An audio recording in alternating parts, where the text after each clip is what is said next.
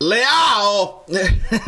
Doveva accadere, amici bellini, quando, io ve l'ho detto, quando la notizia di De Bruyne diventa più pressante e reale, è chiaro che apriamo le porte a qualsiasi... Ah, proprio benvenuto Alfredo Ciampa.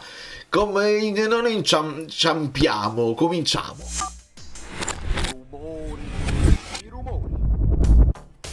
Eh sì, per forza deve essere così. Iscrivetevi con fiducia come ha fatto Alfredo e parliamo un po' di mercato. Stanno uscendo tantissimi nomi, noi non dobbiamo farci prendere dal panico però, perché molti di questi nomi, ma non è che che ce li compriamo tutti e 45, tutti i nomi che stanno uscendo. Se voi lasciate il like è chiaro che ci sarà una grandissima campagna acquisti, però non esageriamo. Allora, Leao ovviamente mi fa sorridere per questo motivo qua.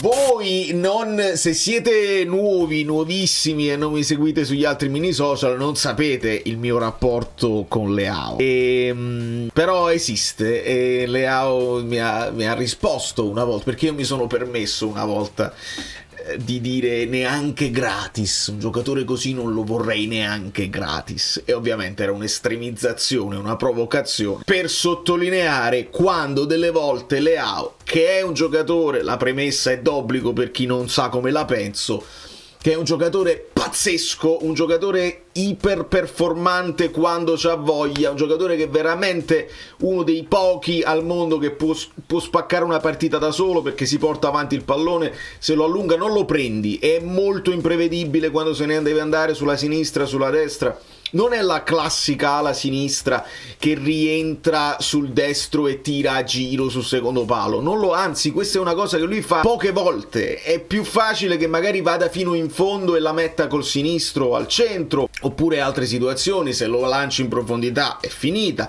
Tutta una serie di cose bellissime e reali che lo fanno di lui un grandissimo calciatore. Però poi l'atteggiamento fa tutta la differenza del mondo, e molto spesso guardando le partite del Milan io ho visto un giocatore indolente, un giocatore che non sempre rincorre gli avversari, un giocatore che passeggia in campo mentre gli altri fanno la rincorsa all'avversario e lui sta lì in attesa magari di un pallone, cosa che già è super incompatibile con il calcio che chiede Conte, non è proprio pensabile.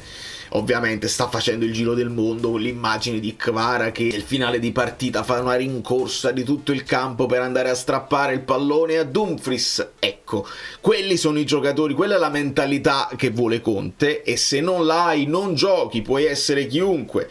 Conte, lo ricordiamo, con Neres lui ha detto è già cambiato molto rispetto a quando all'inizio era meno coinvolto nella fase difensiva. Gioca sempre Politano se Leao ha questo tipo di atteggiamento con, quindi Leao no. È una notizia che è stata rimbalzata dal mattino, proprio in mattinata. Io mi sveglio e trovo tutti gli amici dal gruppo Telegram che Leao. Il Napoli sogna in grande, secondo quanto riportato dall'edizione odierna del Mattino, con tutto il bene, poi con tutto l'affetto.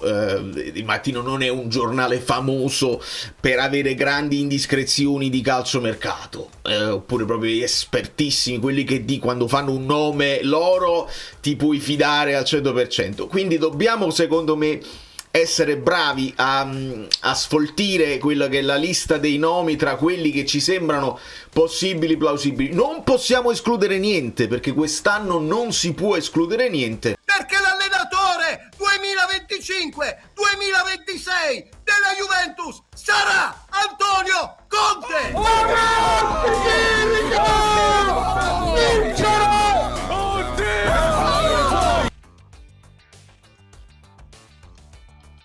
Però alcuni nomi verranno buttati lì così, ma non è che possiamo pure credere a tutto. Alcuni nomi verranno buttati lì così, e secondo me questo nome qua fa parte di questa lista, nel senso un nome che ti fa ritwittare, esce il 9 del mattino dappertutto, lo condividi, lo commenti, dici no, oppure dici sì, mi esalta, eccetera, eccetera. Azzurri hanno messo nel mirino Rafael Leao, il DS Banna lo segue con grande attenzione, prova a studiare la mossa giusta per portarlo. Il prescelto erede di Kvara. Ve lo ricordate che noi ci divertivamo il confronto Kvara-Leao quando Leao è arrivato? Poi quando il primo anno di entrambi ci siamo divertiti moltissimo. Intanto Kvara ha alzato la Coppa dei Campioni, Leao Leao ha alzato il microfono per fare un altro rap, non lo so. Comunque arrivo di Allegri, avrebbe spinto, perché Leao dove lo mette Allegri? Lo mette seconda punta, lo mette a fare tutta la fascia, e Leao, come è successo con Chiesa per esempio, insomma così. Non solo Leao, però è chiaro che non può essere solo Leao. Il nome di Chiesa, vedi che torna di moda, Lookman, Orsolini, eccetera, tutti giocatori diversissimi che hanno dei compiti completamente diversi, in attesa del colpo De Bruyne, che poi sappiamo che ci serve un pochino di tempo, ma non ci preoccupiamo per questo.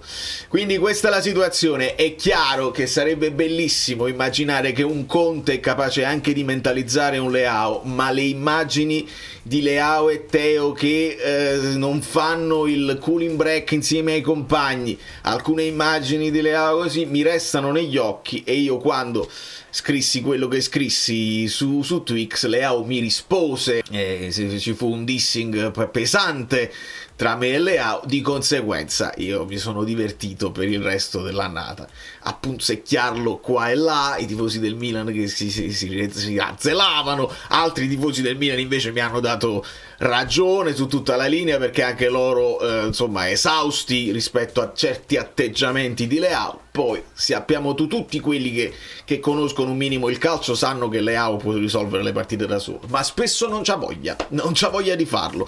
Idem proprio al non plus ultra Theo Hernandez, uguale proprio.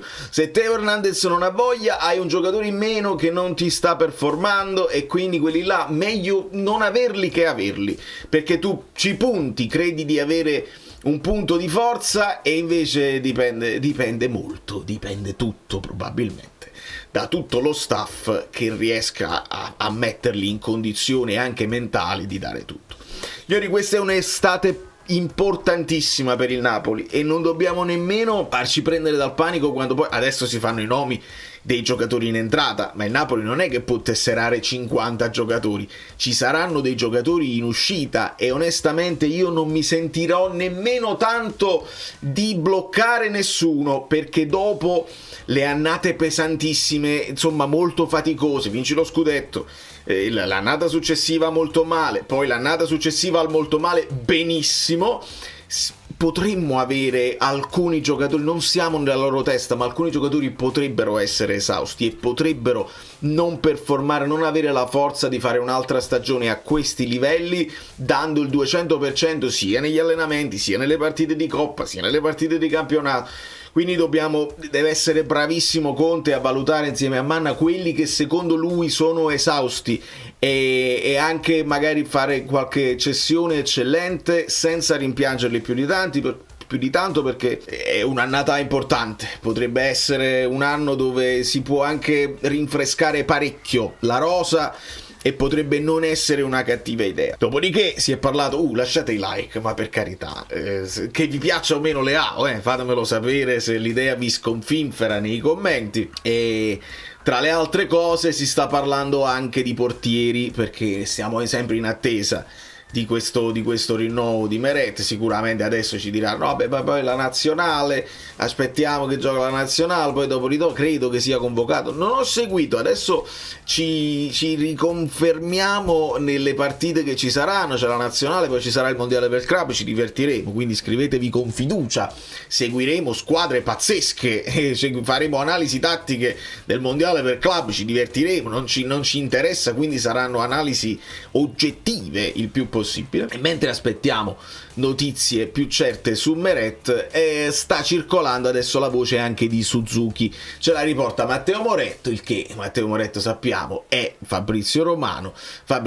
Matteo Moretto onestamente, per quanto gli altri si possano affannare, quando parlano loro a me mi dà una sensazione più di plausibilità sì, più di qualcosa, di qualcuno che parla solo se sa qualcosa e non la butta lì perché non hanno bisogno di buttarla lì. E poi non è un nome che tu dici Mamma Marshvili, allora se fai il nome di Mamma Marshvili, come ha fatto il giornalista Giorgiano, io posso pensare che è un nome che triga la piazza e lo fai anche se non c'è né un'idea. È un'idea, Mamma Marshvili in prestito è un'idea che salta tutti quanti perché è un fuoriclasse. Suzuki invece è un nome che ha potenziale, è un giovane, e quindi puoi pensare poi il mercato asiatico, che si aprono di nuovo le porte del mercato asiatico. È un portiere che noi ce lo ricordiamo per quel regaluccio da karate che ci ha fatto al girone d'andata. Ce lo ricordiamo anche per buone parate durante tutto l'anno, anche qualche paperotta.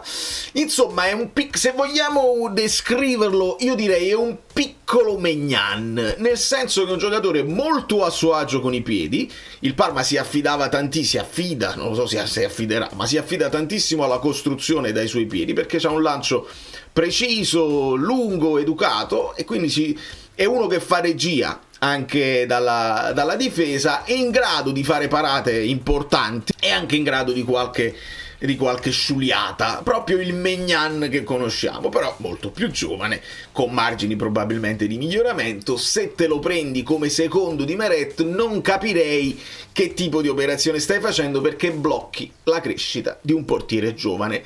Siamo alle solite, lo abbiamo fatto con Caprile, non ha funzionato, o ci punti o ci credi al portiere giovane, dice questo è lui, è Donnarumma, si sta parlando pure di Donnarumma, è uscito, o ci credi subito e dici questo qua è il predestinato e lo metti dentro, e se fa qualche errore lo accetti, lo proteggi dall'ira dei tifosi e lo mandi avanti, oppure avere un giovane come secondo portiere a me non mi ha mai convinto più di tanto, perché poi lo devi chiamare in causa, deve essere pronto. Alle volte forse è meglio un secondo portiere di affidabilità, più esperto, e lì hai puntato su un altro. Poi non lo so se ci sarà alternanza tra i portieri nelle varie competizioni, dobbiamo capire Conte come la pensa sotto questo punto di vista. Come sono curioso di capire la gestione che avrà Conte della rosa con tutte le competizioni a disposizione. Sembra quasi che sai, poco. Allora, noi ci siamo divertiti a prendere un pochino in giro l'Inter, però come principio io sono d'accordo con loro, non si rinuncia a niente, si cerca di arrivare alla fine di tutto. Se poi ti va male, ma tu non puoi. Io me la sono comunque legata un po' al dito quella storia della Coppa Italia, non puoi volontariamente uscire, è un concetto che a livello sportivo non condivido. Si può fare e poi non devi mollare alla fine, però è andata proprio come pensavamo. No, andate avanti con Barcellona, illudetevi, e poi è proprio che va.